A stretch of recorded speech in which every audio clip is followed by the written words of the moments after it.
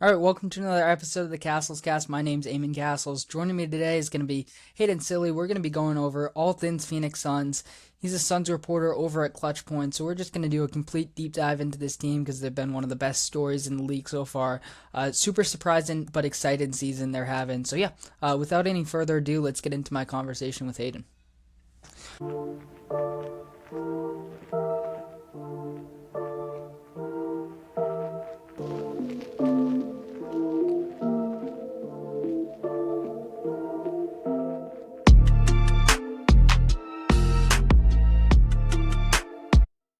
Joining the show now is Hayden Cilley of Clutch Points to discuss this exciting Phoenix Suns season. But first things first, how you doing today, Hayden?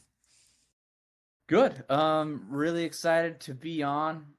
Excited to talk about the state of the Suns. I think we were talking before the show, and will be a completely different conversation than what it was about a year ago at this time. So, it is crazy how quickly things can change in a season, but I'm glad to kind of be talking about some positives instead of just all the negative things that have been happening. Yeah, most definitely. There's a lot to talk about. And like you said, we did this around a year ago, and there was a lot of negativity because the Suns were really disappointing. And now it's the opposite. They're one of the most surprising teams in the league, and they're exceeding any and all expectations, I think. So it's just really been an awesome story. And I'm super happy and appreciative of you for hopping on the show to break it all down as someone who's around the team every day. So yeah, I think a good place to start would just be sort of expectations versus reality. Take us back to September, October, before the season started. What were your general expectations about this new look Suns team? Because obviously they had a lot of changes in the offseason. And then how have they sort of met or exceeded your expectations? I was just hoping they would be a really competitive team. I didn't know. I always said I'm like if they go 500, they go 41-41. That's a win. That's a successful year because there's so much uncertainty. I don't want to say turmoil because that's not really an appropriate word, but like there's just so much uncertainty about what was going to happen. Right? There's so much uncertainty about everything and how it was going to transpire and how you go from Kevin Durant to Dillon Brooks and basically, getting rid of Bradley Beal and absorbing his contract and everything of that sort. Yeah, I mean, it was, first year head coach. It was Booker. You knew Jalen Green was going to be good. You knew Dillon Brooks was going to be good. I don't think people, including myself, I didn't know he was going to take a step like this offensively. But they had, I mean, those three guys and a bunch of really, really good role players. And, you have a first year coach in Jordan Ott, who I think has been ready for the moment for a good while now. But it's a younger team. It's a younger team and not a lot of scoring. Defensively they were going to be good. That wasn't really a an issue or a point of discussion heading into the season. But yeah, I was just hoping they were at least going to be competitive. If you sneak into the play-in, like even as like a 9 or a 10 seed, that's perfect. Well, I mean, judging as we're recording this, I believe they're the seventh or the eighth seed right now. So they're definitely exceeding everybody's expectations, I would say. Um, but yeah, I mean, but the reality is that I mean, and it's funny because Devin Booker, from a statistical perspective, probably hasn't had his best year, but he's just grown a lot more in terms of being a leader, in terms of just setting the table for everybody. And his decision making has really improved this year. I mean, granted, I've only covered the team for 2 seasons, so I haven't seen the full evolution. But even from last season to now, there's so much change in the way that he observes the game and the way that he just conducts the offense and orchestrates everything. He is looking to get his guys involved, but he also knows when to flip the switch. I mean, he's technically been the point guard this year, and it's funny because people are like, he's got, averaging like 6.5 assists, or, like the assist numbers aren't that high, but I'm like, he's getting doubled when he's on the ball, and so many guys are getting open looks because of it. And so, Book's been great. Dillon obviously has had a career year. Um, there were there were moments at the beginning of the year where I'm like, why are you taking these shots? Why are you going isolation post up trying to be like Kobe Bryant? but he's making them, and I think I don't have the exact stat on me right now, but I think he's shooting in the high 60% for shots at the rim.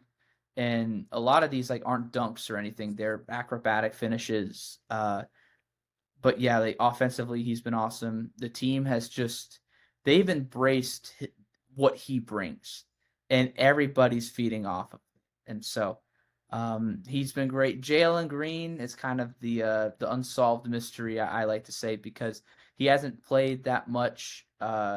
There's definitely a lot of potential there. You saw it in his first game back. Athleticism, shooting when it's on, but you know, at the same time, you have to take the bad with the good sometimes. And I'll say it like this: he is a shot chucker.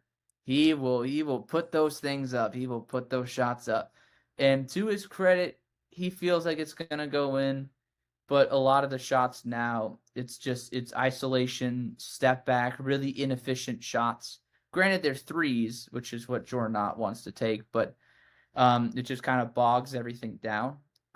But he's been good when he's been on. He adds another layer, athleticism, versatility, another scoring punch, just someone that could play above the rim. And then lastly, we got Jordan Ott, who, if anybody knows me, I have been on the Jordan Ott train ever since he was hired. And people have been saying, well, how's he going to do? And I think for a first-year coach, he's done a really good job. There have definitely been points, though, where he's been exposed.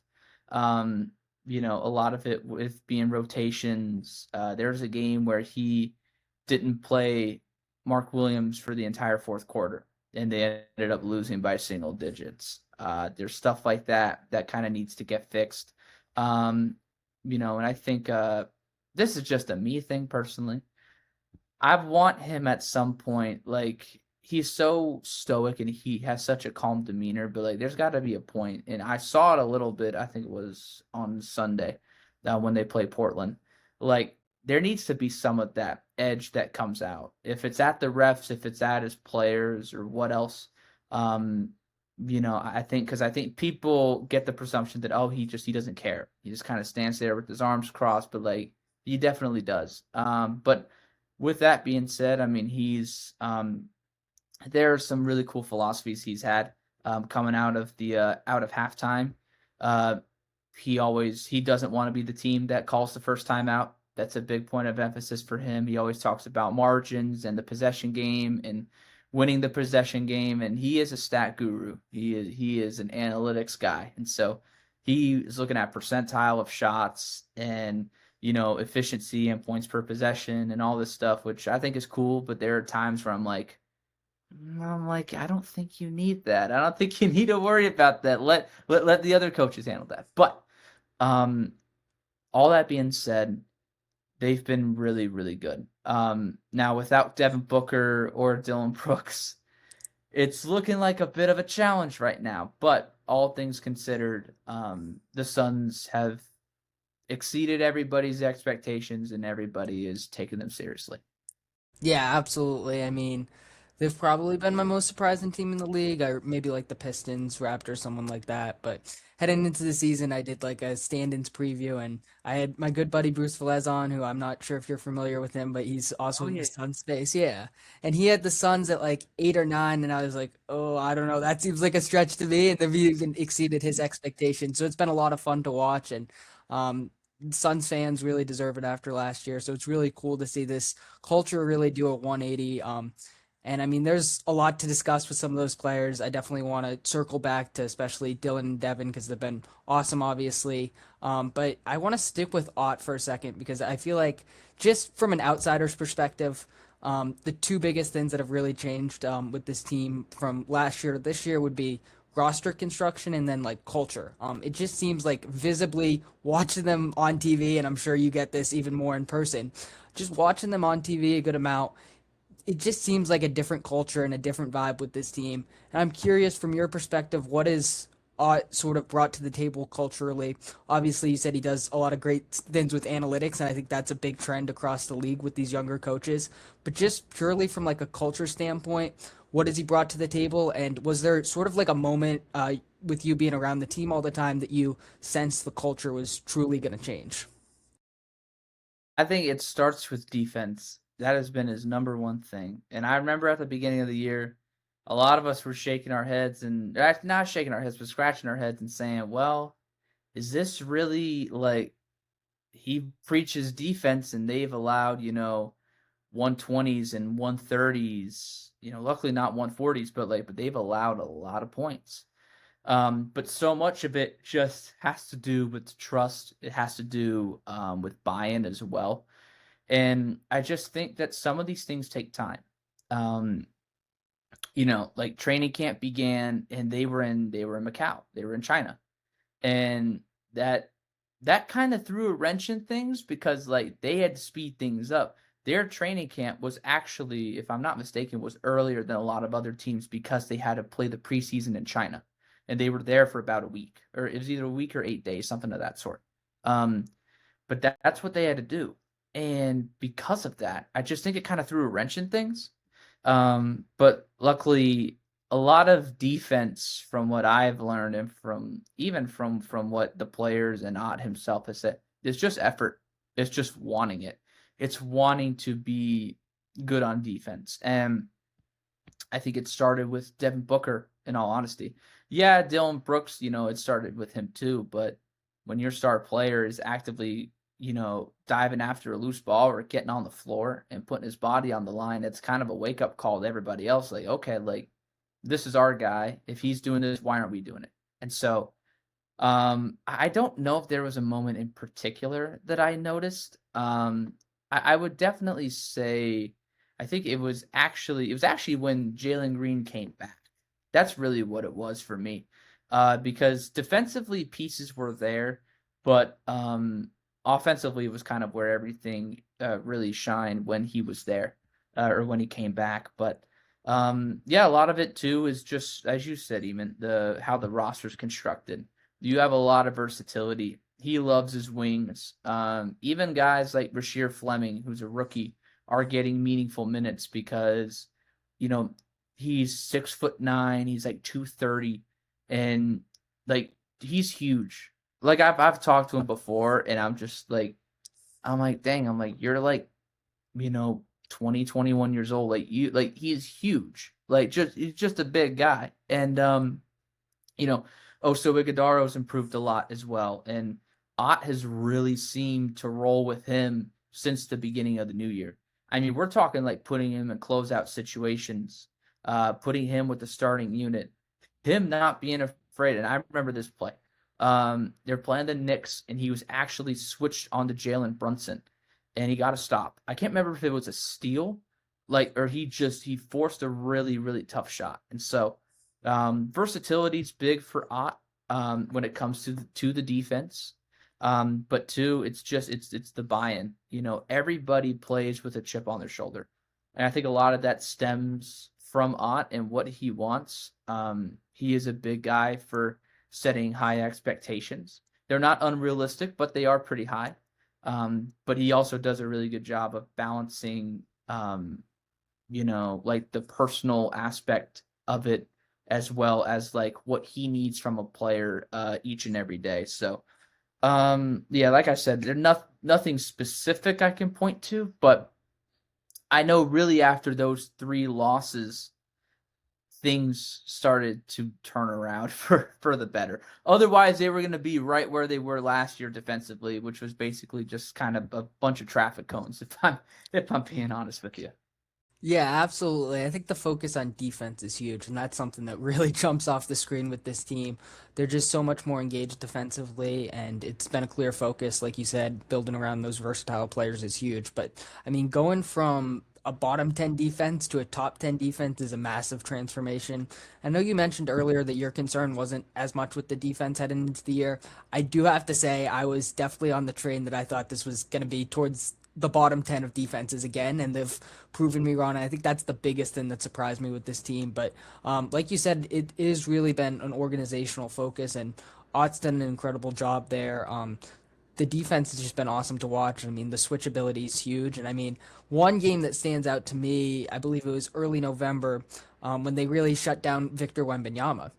And the way they did it was super interesting. And I feel like that was the moment where I was like, okay, this Suns team might be a little different from last year's team. And it was fascinating to see that because they threw a lot of smaller guys on him. And then Mark Williams was there as that roamer type often. And it was Wemby's one of his worst games of the season to this date still. So it was super impressive, especially because at that point, Wemby was averaging like well over 30 points and he looked like a clear like MVP front runner. And just shutting down Wemby to begin with is an accomplishment in its own right. So that's one moment that really stands out to me, like viewing from afar. And then I do want to sort of mention this idea of organizational alignment because I remember when they hired Brian Gregory, that was like one thing he kept talking about, and it kind of made the rounds on social media, and people were kind of clowning the Suns. It's like, did they really have to say the word alignment 30 times in the press conference? But with that being said, you can really see the value of alignment in the way that the roster has been constructed. The talent isn't there compared to last year, but the fit, especially around Booker, is just so much better. And I feel like that's been a huge part of their success. And I mean, you look at targeting versatile players. You mentioned Rasheer Fleming trading up for him in the draft, and then Dillon Brooks making sure that he's part of that KD trade. Really, everything they've done has been sort of centered around this idea of versatility. Trading for Mark Williams, that's another big move. So I feel like just that alignment between the way the coach wants to construct a team and the play style he wants to play with the moves the organization is making, has been another sort of underrated part of the success so far. Yeah, I think I won't lie, it was really funny when Gregory was when he had that press conference and everybody's like, oh, like they're gonna be the laughing stock of the league, and I get it, the whole alignment thing. I mean, in hindsight, do you need to say it that many times? But like, sometimes you got to speak stuff into existence. But luckily, like I think a big thing why people knocked on him for the hire was they're like, oh, it's a Michigan State connection, but it's also like he's someone within your team. He's someone within the organization. And mind you, like he was a big I can't remember his exact role, but I know he had a lot to do with like player evaluation in college. And that was the number one thing. I mean, and dude, I mean, I think that they aced the draft, if I'm being honest with you. I mean, you steal Malawatch at 10. Granted, everybody's like, oh, the Suns aren't playing him. Like he's clearly it's gonna take a couple years, but like they know that. Rasheer Fleming, I won't lie, at first I was like, they're picking who? Like, no, not to be mean, but like he went to St. Joe's. Like you didn't really hear much about him. And then Kobe Bryant fell to the second round, and who Brian Gregory called the best college shooter or the best shooter in college basketball for the last 3 years, which is absolutely true. And so, um, I think at first I was hesitant because I'm like, if you have someone within the organization that this has been bad, then how do you expect it to be better when you're bringing in someone that's in the same dumpster fire as you? But he has a good idea of player evaluation and how things are supposed to go. He's done a great job of connecting with the players, which I think is a big thing for him. It was honestly a big reason he hired Jordan Ott. He talked about X's and O's and how important that is, but players want a coach, as he said, that's a good guy, like that's a good person that has their best interest. And so I give Gregory a lot of credit. He was able to get out of the Bradley Beal situation. He was able to get the most for KD. He was able to bring in Jalen Green and Dillon Brooks at a time where everybody wanted Jabari Smith Jr. And, I think that it was probably better that the Suns got Dillon Brooks instead of Jabari Smith Jr. Just for what they were looking to build. But yeah, I mean, it's all things considered, he's been great. Yeah, everybody's on the same page, unlike last year. Last year, it just it felt like there was such a disconnect. There's a disconnect from coach to GM to owner, like the entire year. Every time at a shoot around or a practice, you can see at least Brian Gregory there, sometimes Matt Ishbia there, and they're always talking to Jordan Ott. They're always talking to him, and so there's a different vibe to it. And, Gregory's always said, like, we just need to all be on the same page. And, if the front office is all on the same page and if the coach is on the same page, everything else is going to fall in line. And so I appreciate you for asking me about that, because I don't think that Gregory gets the love that he should from Suns fans because of the situation that he was once in. Yeah, for sure. I think that's a really good point. And I mean, the Michigan State stuff is really funny looking back on it. I thought it was kind of funny to joke about it. But especially regarding Ott, I was like, I mean, guys, you just helped coach an elite Cavs offense. Like this guy clearly knows what he's doing. And then Gregory, like you said, he's just proven to be Mhm. such a good talent evaluator. I know the draft picks haven't totally panned out, but they're rookies, and I love all three of those guys. I mean, we have to remember going back to June, it was shocking that, like you said, Malawach fell to 10.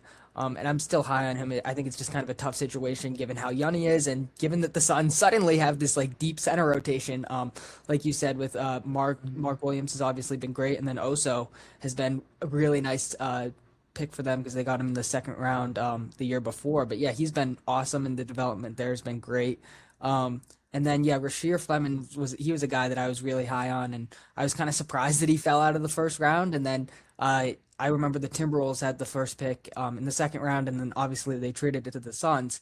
But it was very clear to me. It was like, okay, now they're going to get Rasheer, and the versatility thing is really huge. So I think down the road he'll develop nicely for that team. And as soon as next year, I think he's going to be like a crucial part of their rotation. And then Kobe Bryant, we haven't seen a ton from him, but I mean the shooting alone is enough for him to be like potentially a solid rotational guy down the road. So I think he did a great job. And then yeah, just in general, I think my biggest takeaway from this Suns turnaround has just been the importance of fit over talent, which got lost in the previous regime. And that's something we've sort of seen throughout the league, but it really just nails it home to me that fit is so much more important than talent. And I mean, you can look at a million different teams across the league and sort of see that idea, but I think no team clearer than the Suns right now. I want to get back to Booker to just talk a little bit more about him because obviously he is the star of the team still. And like you said, statistically, it's like kind of a down season. It's probably his worst shooting season of his career, but in some ways, it's definitely my favorite Booker season since maybe like the Chris Paul era. And I think you kind of nailed it earlier when you were talking about just the leadership and the ability to do the little things. That's what's really stood out to me. I like how you said it was really his buy-in on the defensive side of the ball that changed things for this Suns team. Obviously, when you have Brooks coming over, that's going to be a factor. But when you see your best player willing to buy in on the defensive end of the floor, I think that's huge. And I mean, just watching the Suns, I feel like this has got to be his best defensive season of his career, and that's something we've seen from him. I mean, especially like in the Olympics at Team USA, he was really taking on those matchups. But throughout his NBA career, it's kind of waxed and waned. But this has definitely been the most consistent defensive season. So yeah, do you have anything else? I know you sort of talked about it earlier, but anything else you want to say about Booker, especially sort of taking on this lesser role and empowering other players to score more and things of that nature? The defense was a number one thing. Granted, will Devin Booker ever be an All NBA defender? I don't know. Probably not. Maybe. I can't say for certain. But again, when you make a conscious effort to actually play defense and fighting over screens and trying to communicate, there are, I mean, on this team too, there are such good defenders. Ryan Dunn, Rasheer Fleming, Oso Ighodaro, Dillon Brooks, obviously. Although I feel his defense has regressed a little bit because he's had to carry more of an offensive burden this year. But those three in particular, Dunn, Fleming, Ighodaro, they've been fantastic. Oh, Jordan Goodwin, I can't forget about him. He could probably be an All NBA defender this year. And so, like, when your star player is making that effort, it's like, okay, like, if he's doing this, we got to go tenfold here. Like we got to really step it up. And so, I think, like I said earlier, it's buy-in, it's him asserting himself in that position, and then it's going to make everybody else play harder. And so, this team has the talent to be a really good defensive team, and they've shown it, especially against Wemby. But they're a very physical team, and other coaches do not like it. They do not. Other coaches actually kind of hate it. They say, well, they get away with being physical, and they probably do. But I feel that every single team in the NBA has something that they can get away with every single game. And so I loved what you pointed out about Wemby. It was so long ago. I won't lie, it was a little bit fuzzy in the back of my mind when you first said it. But after thinking about it, yeah, I mean, it was just they basically, I call it like a sandwich. They had someone fronting him, and then they had someone on the backside, and then they had Mark Williams kind of roaming around. They basically had dared everybody else to beat them. Granted, they didn't have De'Aaron Fox, so that's a very important thing in that. But still, like, they dared Stephon Castle and Devin Vassell to beat them as opposed to Wemby, and I thought it was really smart. It was tactically sound. But yeah, I mean, like, Booker being the catalyst for playing good man-to-man defense has really elevated everybody else, because everybody else wants to get to, everybody else wants to actually be better than Booker offensive or defensively, I should say.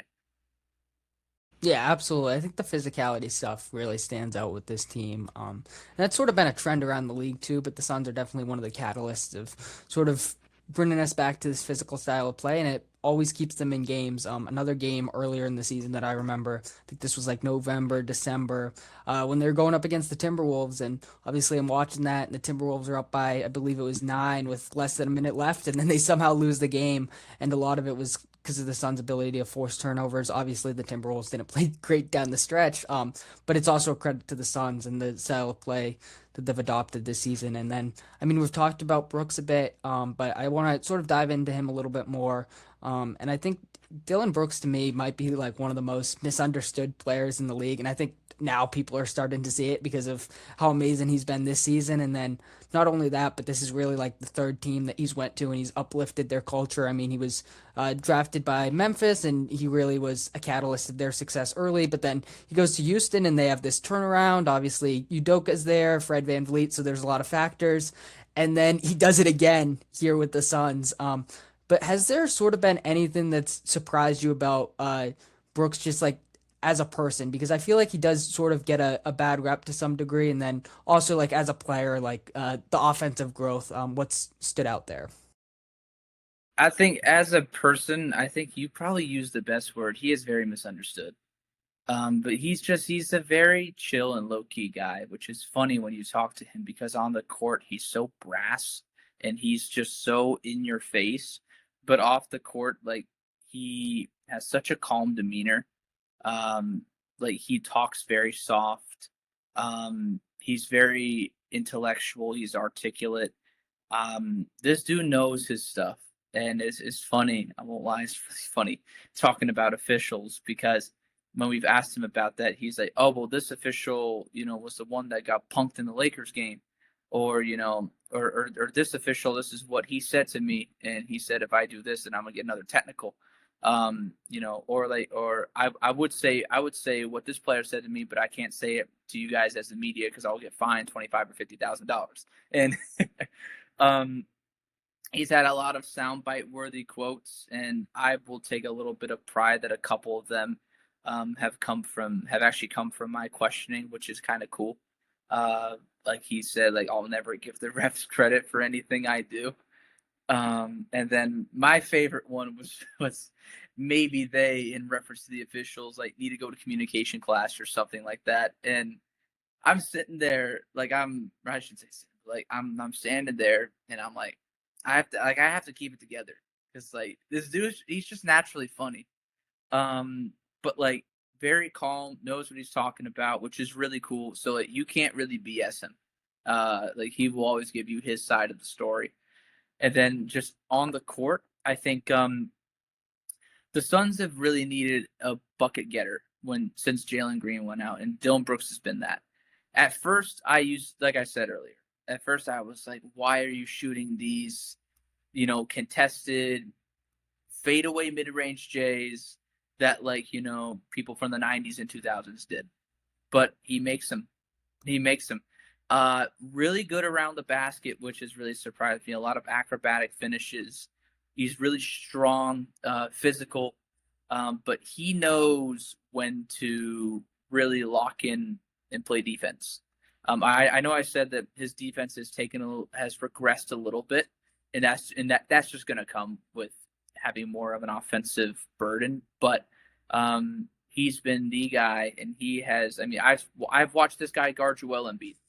Like, he guarded Embiid, and I'm like, wait, like, you're 6'6", he's 7 foot, almost 300 pounds, and he was making Embiid work. He's guarded other bigger guys. I think he guarded Wemby for a few possessions. Like, he definitely plays bigger than his size, but he's skillful enough to actually play at his size, if that makes sense. So it's been cool. He's really helped the half court offense get into a rhythm, and also him being an isolation scorer has actually opened up everything else. I think his playmaking could improve drastically because he does get a lot of tunnel vision when he gets to the basket. I think that the stuff with the officials, it is what it is. I definitely think they have it. I shouldn't say I think they definitely have it out for him. But there were times where it's like you don't need to entertain that. But again, like, you'll take some of the negative things with the good things, and that's exactly what Dillon has done. He's transformed the culture of this team within the season. And had it not been for someone like a Ryan Rollins or a Tyrese Maxey, this award would be Dillon Brooks's to lose. He's basically the same player and playing the same amount of minutes, but he's actually, his scoring has improved, his efficiency has improved, and he's still the same exact player.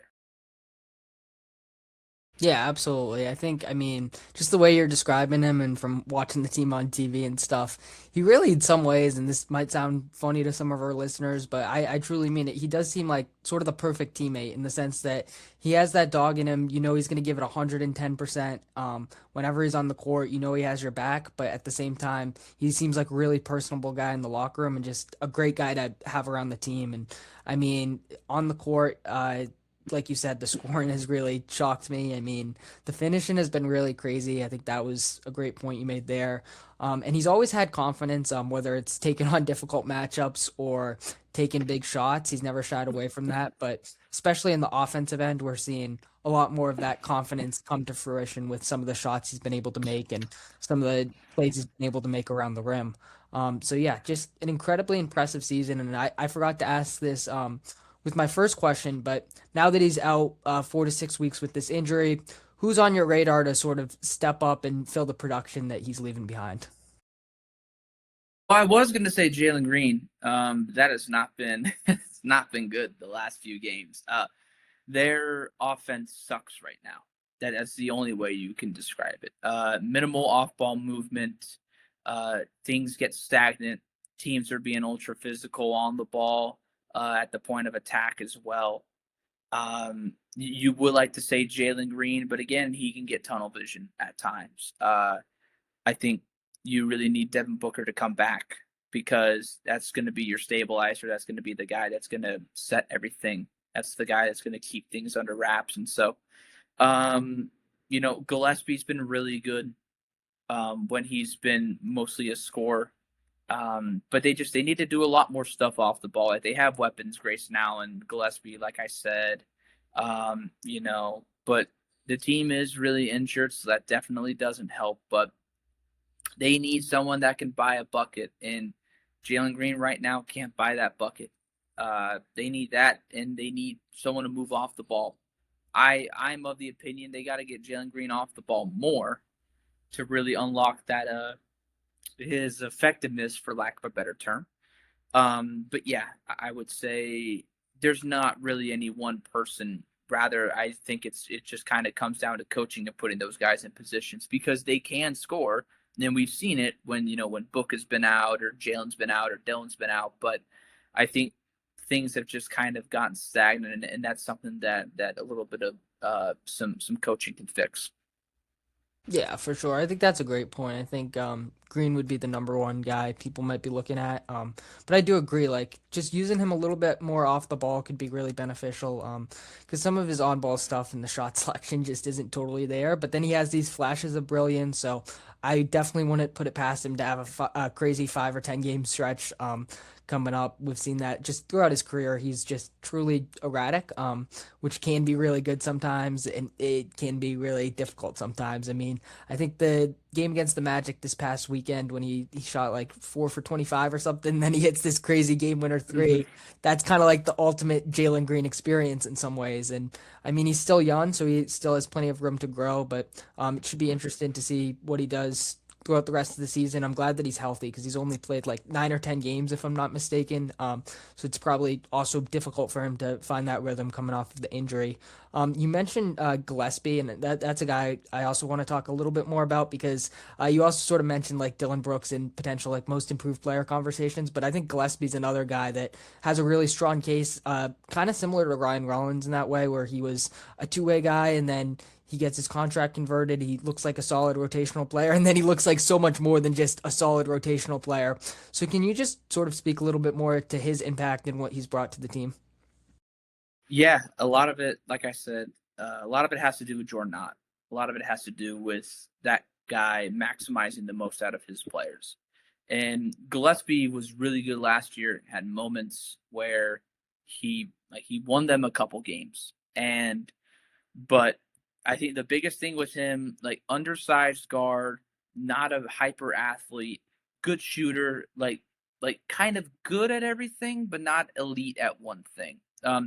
His shooting though has been unbelievable. His shooting off the ball has been awesome. That's been his biggest threat this season. Has been him playing off the ball.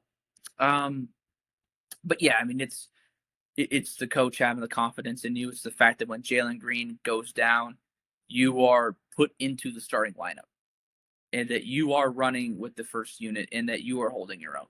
So there's some of it has to do with Jordan Ott. Some of it has to do with Colin Gillespie just embracing the moment and really stepping up to the plate. I think that yeah, I mean his shooting has been fantastic. His playmaking has been fantastic. His defense, I think, goes under the radar a lot of times. That excuse me, that dude draws so many charges. It's unbelievable. Like that dude, like you blink and it's like, oh, he's right on the basket. Like what? And I give him a lot of credit for that. He's exceptional at that. He's just a really, really good communicator, and I think that's what you want on your team. He's a very like even keeled guy, but he's not afraid to bark at you a little bit. And like he was on Peyton Pritchard for most of Tuesday, and he gave him problems. And Peyton Pritchard is a really, really good player. Like, will probably win Sixth Man of the Year again. But he gave Peyton Pritchard problems over screens, being physical. And so some of it is the defense, some of it is the shooting, some of it is just being trusted in those big game moments. But yeah, I mean, he's had a career year, but his contract is up. So, teams might throw a little bit more money his way, but if everything goes like how it might, he might be staying in the Valley of the Sun. Yeah, no, absolutely. He's just such a fun player, and that's definitely like one of my favorite types of players, not just like play style wise, but story wise. You look at a guy who was on a two-way contract, and he's really worked his way up, and he was phenomenal in college.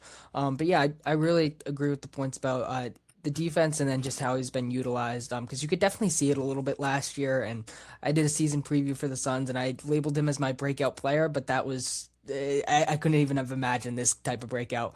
A breakout in my eyes was he's going to be clearly inserted into the rotation. And he's going to be a mainstay of the rotation, but he's not going to be like a 15 point a game scorer that he's been. And then I love the point about the defense because he really is a guy that can just clearly get under opponent's skin and he just plays that hard physical defense that the Suns have preached all year. So I think that's been huge. And then just two other sort of like diamond in the rough players that the Suns have been able to find, who I've been impressed with that I want to get your take on would be Jordan Goodwin, who got their final roster spot, which was an amazing find, and I still can't believe the Lakers let him go. And then Jamari Bouye, who's been on a two-way contract, and I believe he recently got his contract converted. But yeah, what do you make of those players' impact and how they've been able to fit in on this team? Goody is so different from the first time he was in Phoenix to now. He was obviously a hustle guy when he was first with the team, but now I mean, he's so much more. He's your 3-and-D guy, and it's funny because like percentages might not be there and whatnot, but like he's been given the green light, and he. It was funny. I chatted with him earlier in the year, and he said he told me he's like he's like Jo like Jordan Ott like Jo will text me little things to kind of get me going, and I'm like, what do you mean? And he's like it'll just be the most random things. Like he'll send me a picture of something, and then he'll just say like, hey, like it's go time or something like that. And but like he Goody brings this balance of it's controlled chaos. Like he's a disruptor. This dude is as good of a defender as I've seen on the ball. Off the ball, he's can chase people down. He's big enough. He's strong enough. But the offensive game is really developing. His finishing has improved. Like I said, the three ball's definitely been there. But he just like you can tell that the Suns miss him right now. They miss him on the defensive end and just being the instigator, being the guy. I mean, I think he's top 10 in deflections. He's top 10 in the league in deflections, I want to say. And I want to say like steals, I want to say he's like at least top 10 or a little bit outside of that. So they love him, and that's a Jordan Ott guy. That's a guy that's going to come in, shoot the three ball, be a solid offensive player, but who is just going to dog people defensively. I mean, and people have said, this is your all NBA defender, and they have a legitimate point for it. And then with Bouye, a big diamond in the rough, like you said, I was like, and it was funny because even Book was like, I didn't know who he was until he came to the team. But it goes back to Brian Gregory. This guy knows what's going to fit. Keyword is fit here, not talent. It's fit. It's fit. It's fit. It's fit. And that is really what matters. And it doesn't necessarily matter if it's the most talented guy or if it's someone that's going to fit the system. And he was a downhill guard who can shoot the ball, who can be a good playmaker, who can hold his own defensively. But yeah, like the guys that they've gotten, even at the trade deadline with the Mir Coffee, it's all guys that fit into what they're trying to do. They're not necessarily looking for talent; they're looking for fit. And then Jordan Ott has taken those guys and maximized the talents that they have. Yeah, no, absolutely. I love how you brought it back to Brian Gregory there because he definitely deserves a shout out. But Goodwin describing him as that sort of controlled chaos, I feel like that's the perfect way to describe him, really. And he's just such a unique player, not just like his story to get into Phoenix, but play style wise because he's like 6'3", 6'4", and just such a good defender and such a versatile defender. Seeing him again, going back to that game in November, Garden Wemby, that's just gonna be like a vivid image in my mind. But yeah, he's been a real tone setter for this team, and it's been an amazing story. And then just his rebound and his connective playmaking, ability to shoot the open three a little bit now. It's been a lot of fun to watch. And even going back to him on the Lakers last year, I was like, oh, this guy's kind of funny. He seems like a solid rotation player. I was surprised that they did let him go. And then Bouye has just been totally unexpected for me. And I mean, once again, shout out my boy Bruce. I kept seeing him tweet about Bouye, and then I was like, okay, next time I watch a Suns game, I got to lock in just another fun player that really just fits what they're building. So that's been awesome to watch. Before we wrap up, just two more quick players that I want to, I guess, dive a little bit deeper into. Mark Williams, being that rim protector and generally staying healthy this season, what impact has that sort of had on this team? And then the next guy I wanted to ask you about was Mark Williams, just in terms of his ability to sort of elevate this defense and giving them that rim protector that they've lacked in the past. And then looking at the trade they made for him in the summer, can you just speak to like his overall impact on this team, especially on the defensive end of the floor? Yeah, the Suns have a rim presence for the first time in what feels like 3 years. No disrespect to Nurkic, but like that wasn't necessarily his style. They have someone who's a rim runner. They have someone who is athletic, who can be versatile at times. He has a 9'9" standing reach, which is just insane. He can do things around the basket that not a lot of people his size can do. Very good footwork, really good touch. I think he's a near 80% or 75% free throw shooter on the season. So He does a lot for them in that aspect. Offensively, a really good screener, but defensively, he's just I wouldn't say a shot blocker, but he's a shot alterer. Like he's a guy that can change the trajectory of a shot because of his wingspan. But at the same time, it kind of provides a little bit more of an incentive for him to, or not an incentive, but it's more of an avenue for him to get into foul trouble because his arms are so long. Guys can really take advantage of that sort of hook underneath, or just if he swipes, just kind of lean into it a little bit. And so, yeah, but he is kind of the guy that calls the shots once they get to the basket. He's saying whether to switch or stay or hedge or whatever.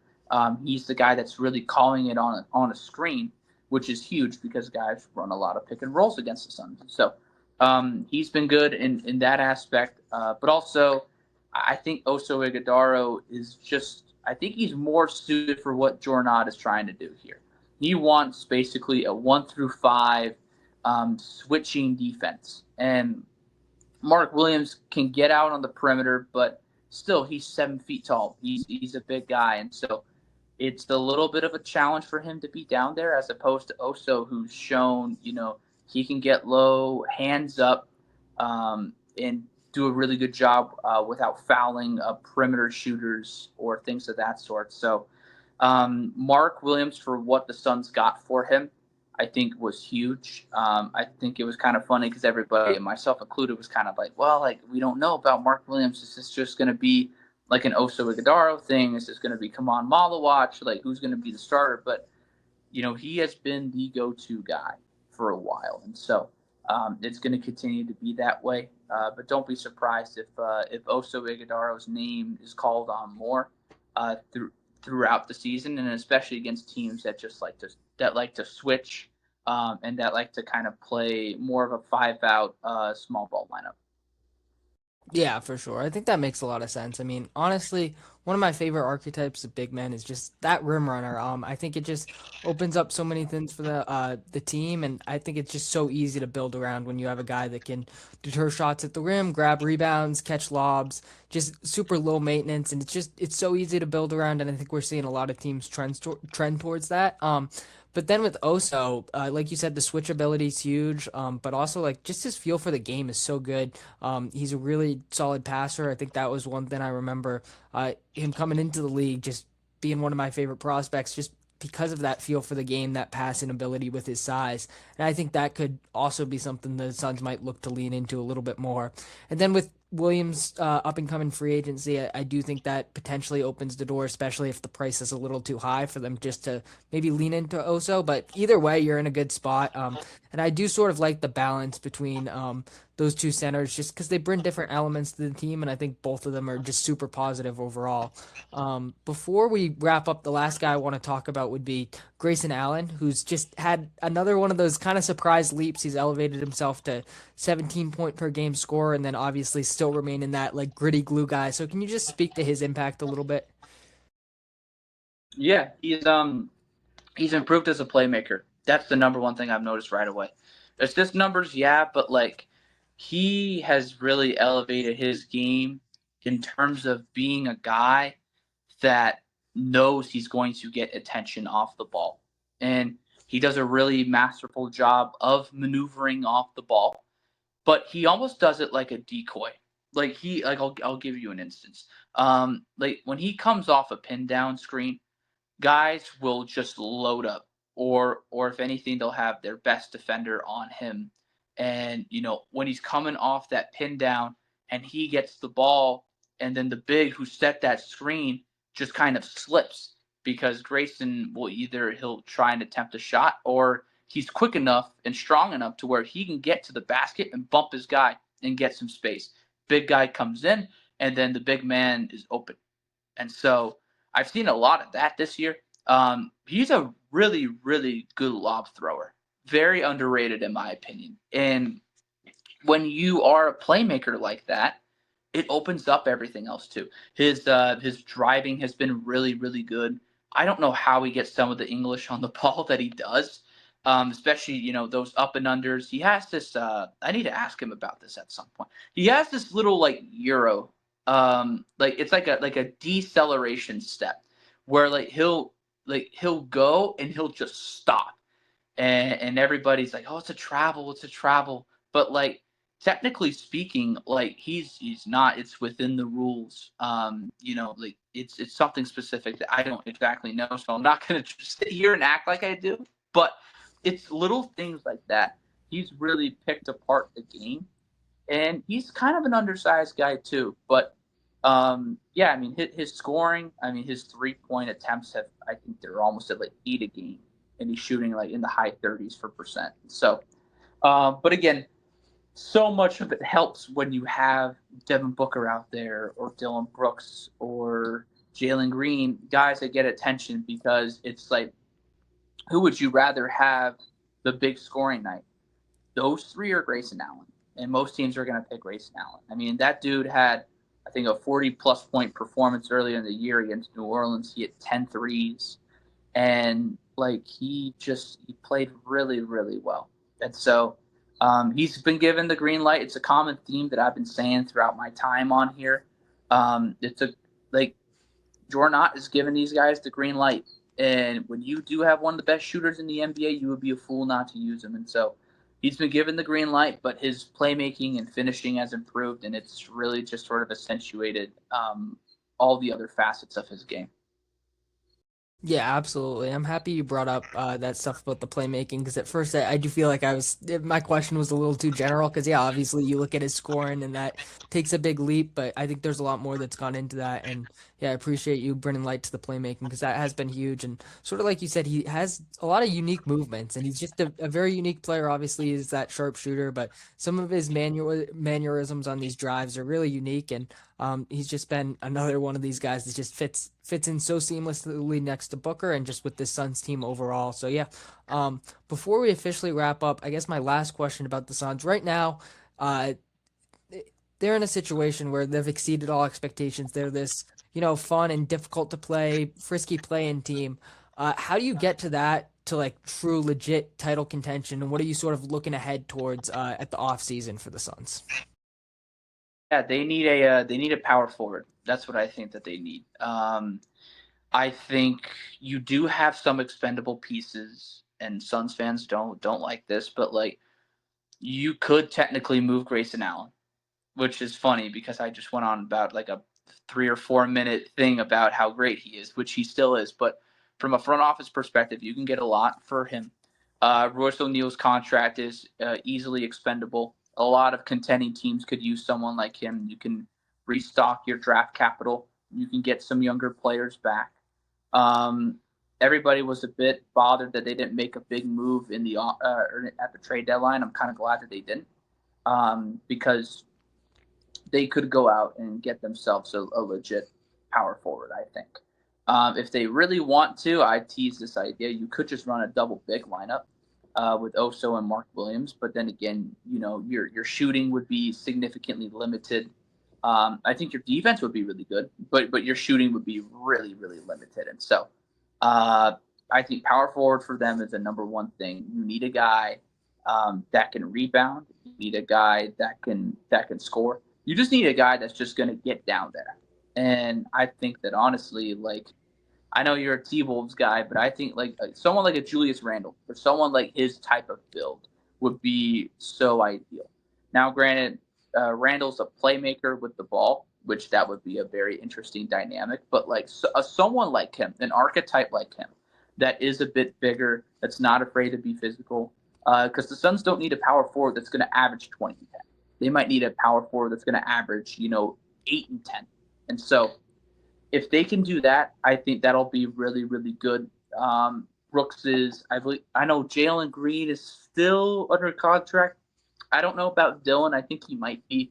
And then same with Booker. And so, but Gillespie, you're going to have to re-sign. I think Goodwin, you're going to have to re-sign. And so who knows? Some of those guys might take hometown discounts. Some of them might not. That's the name of the game. But I think for what they're building as a player, you want to see this to the end. And I think that's exactly what some of these guys would like to do. But that's the beauty of the offseason. We'll never really know. But the number one concern for them is a power forward. If they can get that, then I think this team, if they bring back the depth that they've had, I think they can make some true noise. Yeah, no, absolutely. I agree with that. For sure. I mean, yeah, this power forward position is kind of a gaping hole with this team right now. I do like the idea of Randall. I hope the Timberwolves don't trade him, but there has been some buzz, and he could certainly be on the move. I think if he ends up in Phoenix, it would be like a three-team trade of sorts. But that's a super interesting idea because he is a guy. I love his game, but he is kind of a harder guy to find a clear fit for, and that could be with the Suns. But I also agree they might not need someone of that caliber. They might just need a really solid, like athletic four man, who fits into this idea of like defense, versatility, shooting. And honestly, that sounds a lot like Rasheer Fleming. And who knows? Second year, that's a lot to ask for him to fill in that void. But if he takes a big leap next year, I think that could also change a lot of things for the Suns team. But yeah, unless you have any closing thoughts, I think we're good to wrap up and call it a show. Yeah, I do. I want to give a shout out to your T Wolves. I want to give them their love where it's due.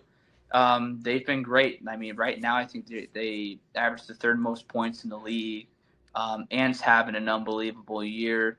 Gobert, and I say this respectfully, he might be a bore to watch, but man, that dude is really good defensively. That dude is about as good of a rim protector as I've seen. Will probably snag another Defensive Player of the Year award, which is crazy.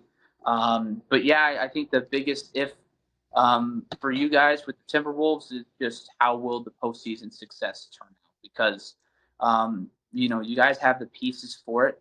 The players are there. They've stepped up, but I think OKC looks a little bit more fragile than they were at the beginning of the year.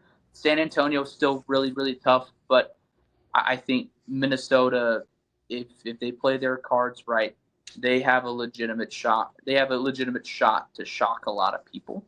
But yeah, so I know that Minnesota will be in. They'll be within those first five, those first six seeds at least. So, but I think for them, this is the year to really like. You've been to the conference finals. Like this is the year. This is the year to make something happen. And I think given the state of the Western Conference and how kind of up and down everything is, this might be a good time for them to capitalize. Yeah, no, absolutely. I appreciate the Timberwolves shot out there. It's going to be a super interesting postseason for them. I mean, obviously, you could say that about a lot of teams, but especially just the position they've been in with back-to-back conference finals runs. And if they don't get back to that stage, which is definitely possible given the Western Conference, if you draw a second round matchup with OKC, you don't get back there. I don't know, you draw Denver in the first round, you don't get back there. I think there's going to be some real shakeups, but at the same time, they just have such a wide variance to the point where I could see them potentially, if everything breaks right, going all the way because they're just so well rounded. The depth isn't totally there, but in terms of like two-way balance, star power, they really have it all and they check a lot of these boxes. So super excited to see how that plays out in the coming months. But before we officially close out the show, I just want to give you a chance to plug your work, tell our listeners where they can find you at. Yeah, so I work at Clutch Points. I am their Phoenix Suns beat writer, and then in the off season, well, I don't have an off season. I cover the Phoenix Mercury of the WNBA. So you can find me on at clutchpoints.com/Hayden Cilley, HaydenCilley, and then on Twitter, I'm on there a bit more, bit too much. I'm on there more than I would like to admit because of my job and everything. But my handle is just at Hayden Cilley, again, HaydenCilley. All right, awesome, Aiden. I appreciate you hopping on the show. And to our listeners out there, go check out his work. The links will be in the description. And yeah, once again, appreciate you hopping on the show. We'll have to do it again sometime. All right, I'm going to close out the show by answering your guys' questions. First, let's start over at Twitter. First one we got is from our guy, Finn Keel. He wants to know who could put up some potentially impressive yet fraudulent numbers as we enter the March portion of the NBA season. This is also known as Mickey Mouse March. The first name that comes to mind for me would be Bryce Sensabaugh in the Utah Jazz. It's not to say that he's not a talented player by any means. He can really score the ball, and that's why I'm picking him ultimately. Averaging about 12 points a game right now. I think his final season average will be closer to 15, 16 a game, and he could average close to 20 points a game in the month of March. Just when we factor in the fraudulent part of this, I do think Sensabaugh is not even close to one of the most important players on this Jazz team long term, especially after they got Jaren Jackson Jr. So that's where I do see it as a little bit fraudulent. He is a fantastic microwave scorer, and he can really score at every level, create for himself. He's that spark plug type of guy, but ultimately I do think his ceiling is limited by his all-around game, and I do think that's where this Mickey Mouse March sort of thing comes into play, where he could look like a 20-point-a-game scorer, and he's doing this in his third season, so people could be, oh, hey, look at this guy, he's got a ton of upside, when in reality, next year with the Jazz, he's probably going to be their like 8th or 9th man, averaging closer to like 10 points a game in that like little microwave role. So that's the name that first comes to mind to me. No shade at Sensabaugh. I think he's a nice young player, but I don't think he's going to average close to what he puts up in the month of March for the rest of his career, quite frankly. And we already saw last year him elevate his game to a little bit of an unrealistic standard in March, so he does have a track record of being one of those players in this quote-unquote Mickey Mouse March. Another name that comes to mind, and I'm sure Finn, as a Bucks fan, will appreciate it, would be Cam Thomas, because he is just so capable of going on these crazy runs. And granted, the Bucks have been really good. They're 8-2 in their last 10 games, which is really gone under the radar. But, you know, we've seen it from Cam Thomas before, where he just puts up really big numbers and doesn't make an all-around impact ultimately, and that's what I think we could potentially see again, whether the Bucks continue to rise up the standings and make this late season push or not. I think Thomas will benefit from teams around the league tanking, potentially even the Bucks. So yeah, I think he's another guy that comes to mind. But yeah, Sensabaugh and Cam Thomas were the first two names that popped into my brain with that question. Next one comes from our guy Colin Hatfield. He wants to know if I'm concerned with Denver's health and defense, and my answer here is absolutely. If you listen to the show a lot, you know that heading into the season, the Nuggets were my preseason pick, and I stuck with that for a good portion of the season. Right now, I'm kind of starting to get concerned, and the two things, health and defense, are really interconnected. Especially you look at Aaron Gordon's health. Last episode I talked a lot about Jason Tatum and how his health and what level he plays at when he returns is the biggest swing factor in the title race. But Aaron Gordon's right up there with Tatum, honestly, in terms of just players' health that could swing the title race. You look at this Nuggets team right now, they're bottom 10 in defense and bottom 5 in rim protection, which is kind of a demerit on Nikola Jokic in some ways, quite frankly. Obviously, Jokic does a million things that are awesome, but the defense hasn't totally been there this year. But with that being said, when Aaron Gordon is on the court, they have a 110 defensive rating, which translates to a top 3 level defense in the league. The problem is he hasn't been on the court much this season. He's played less than 20 games, I believe, and he's dealing with these nagging hamstring injuries. This is his third hamstring injury for the last year. So it's really concerning to me, especially when you evaluate their long-term playoff outlook. Gordon has to be healthy, especially for the defensive end. He's just so essential to what they do. His versatility is incredible.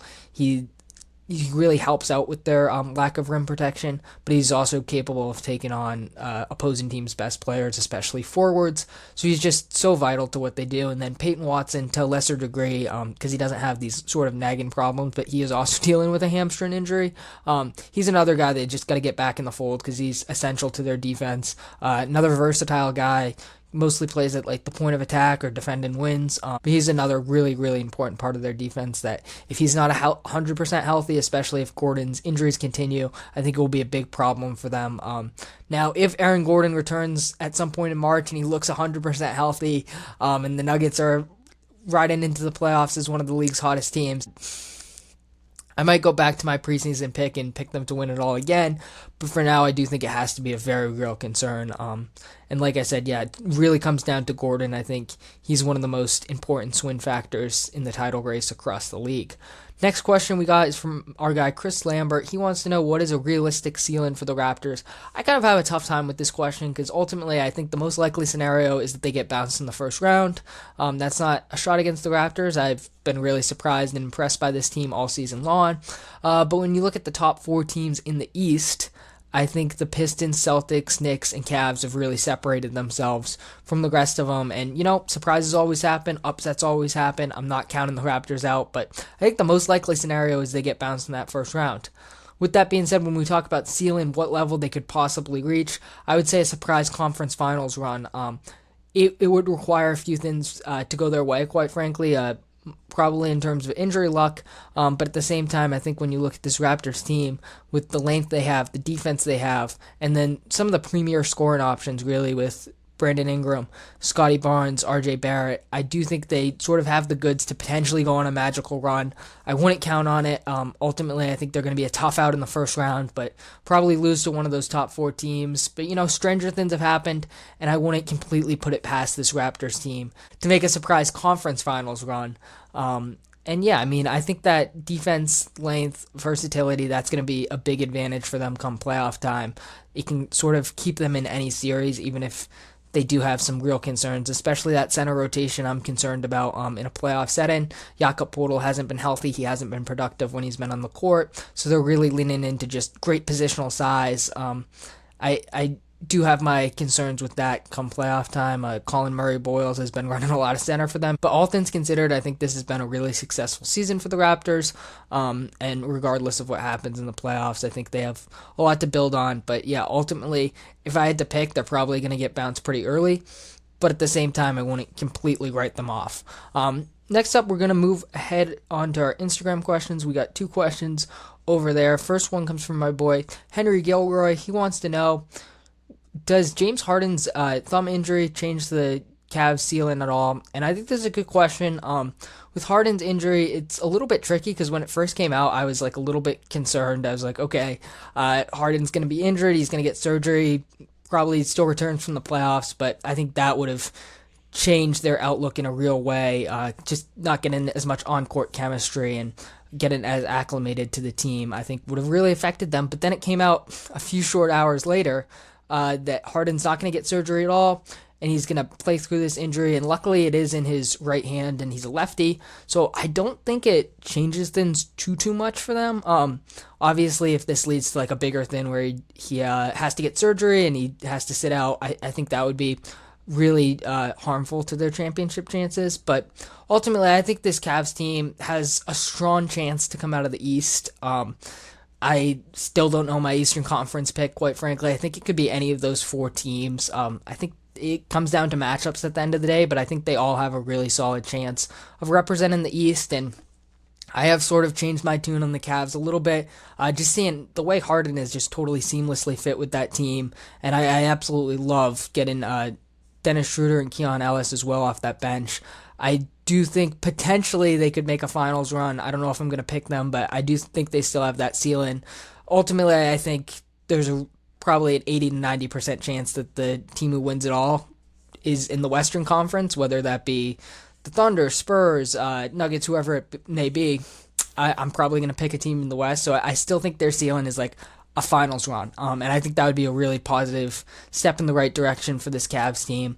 And yeah, ultimately, I'm not too concerned with the Harden injury, just because he's going to play through it and it's in his offhand. I think maybe it could affect some things with like potentially his ball handling.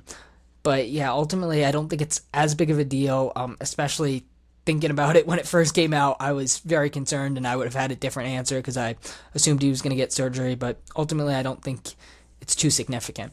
Last question comes from our guy, Bruce Velez. He wants to know, besides the team you cover, who's been your favorite League Pass team of the season? And this is an awesome question. I feel like I'm going to rattle off like 4 or 5 teams, so just stick with me for a second here.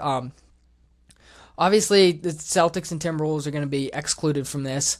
Outside of those 2, I would say the teams that I watch the most would be Rockets, Nuggets, and Spurs in no specific order.